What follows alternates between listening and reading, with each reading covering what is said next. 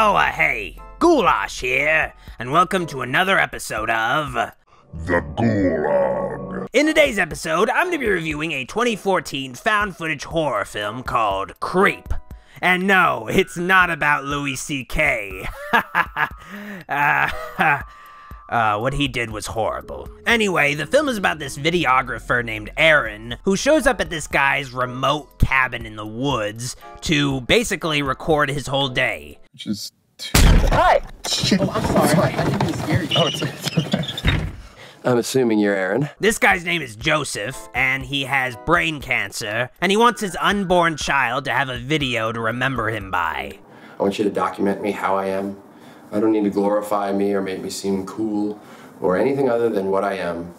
So, buddy, you can see me for the man I was. It's kind of sweet, but the thing about Joseph is that he's kind of a creep. At first, Joseph just seems like he's an eccentric, but he does some weird stuff, and he has some weird thoughts and views, and he is constantly messing with Aaron, jump scaring him and stuff.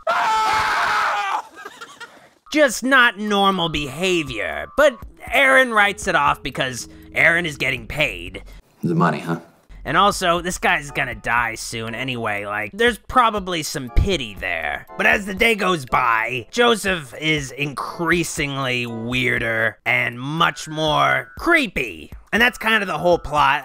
Otherwise, I'd just be spoiling what happens, but the story isn't necessarily gripping or anything. It's very basic story, but it really sucks you in just through the performances. Mark Duplass is really, really magnetic in this movie. I feel like we should just do this right now because at the end of the day, it's gonna be normal, so just... Oh, okay. Yeah. Trust me, that's not gonna be anything weird at all. Like, I don't really like his other movies. Like that one movie he was in where he played the guy who was trying to build the time machine. That was pretty bad. I hated that movie. Watching that movie really pissed me off. But this movie, he's just really good in this movie. He delivers a great performance as this creep.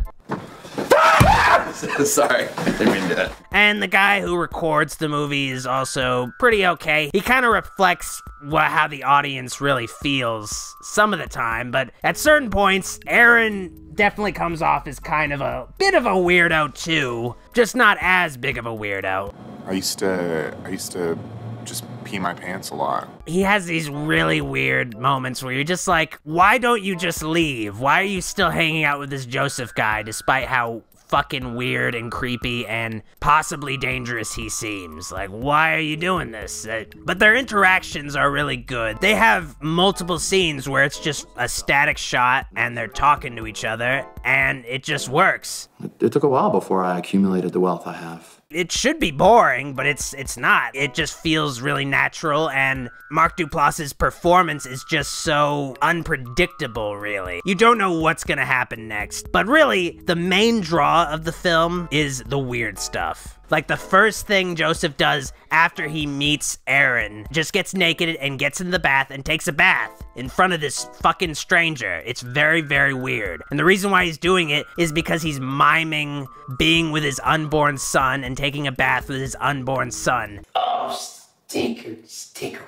It's very, very strange. I would wonder why this Aaron guy wouldn't just cut his losses and get out of there right away, because it's very, very weird. Immediately after that, Aaron meets Peach Fuzz, which is Joseph's alter ego. Joseph just wears a werewolf mask. Very familiar. I know that very, very well, and it's very, very weird seeing Joseph dancing around. It's Peach Fuzz, I am here.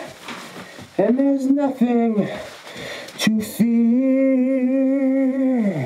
It's not quite cringy, like it doesn't feel, it should be cringy, but there's just something about it where you're just like, I gotta see what happens next, because when these are the two first things that happen in this movie, you gotta wonder what they're gonna throw at you across the whole film. That's what hooks you into the movie, that's what gets you watching it. And there's a lot of cool stylistic choices. My favorite, though, is when Joseph is telling Aaron this very confidential story, and Aaron is secretly recording it, and for like a few minutes, the movie is just a black screen. There's only two people who use that internet.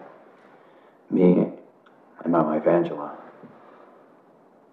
And I was not looking at animal pornography, Aaron. Like, that's pretty bold because films are a visual medium, so it's kind of really bold to just not even show anything. You're just really, like, wondering, what is this guy gonna fucking say? What could possibly happen when the camera's not even recording that you don't even get to see? And another interesting thing about the movie is that there's only 2 visible characters throughout the whole film. Joseph and Aaron. I don't think I've seen many movies that do that. There's usually a few visible characters. I'm just really in awe that they were able to make a movie work with just these 2 characters. And their relationship together has to work, and it works very well. And because you only see the 2 characters, it really makes the movie feel very stark and empty. It makes it feel like it's purgatory or something. Like, even when the characters are inside a diner together, you don't see a waitress or anything. You don't see other people inside the diner. Like, it's just this empty place. It adds to the creep factor when you feel like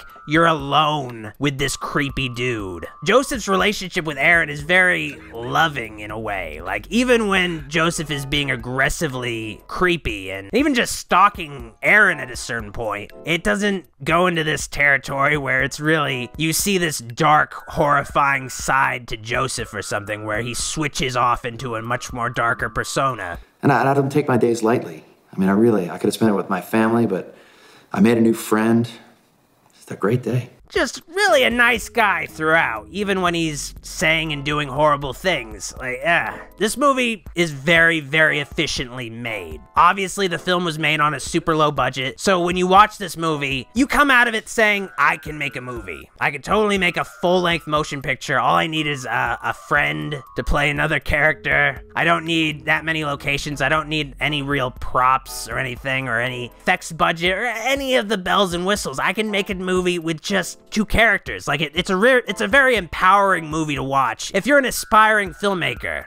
So in summation, this is me in a nutshell, you know? This is your dear old dad, warts and all. And I definitely recommend the movie. You should definitely check it out. If you check the movie out, let me know what you think about it in the comments, or just let me know what you think about this video in general. Anyway, I'm gonna have a question for me, Ghoulash. You can ask these questions as well. Web the One asked, so is Ghoulash and Dr. Wolfula the same person?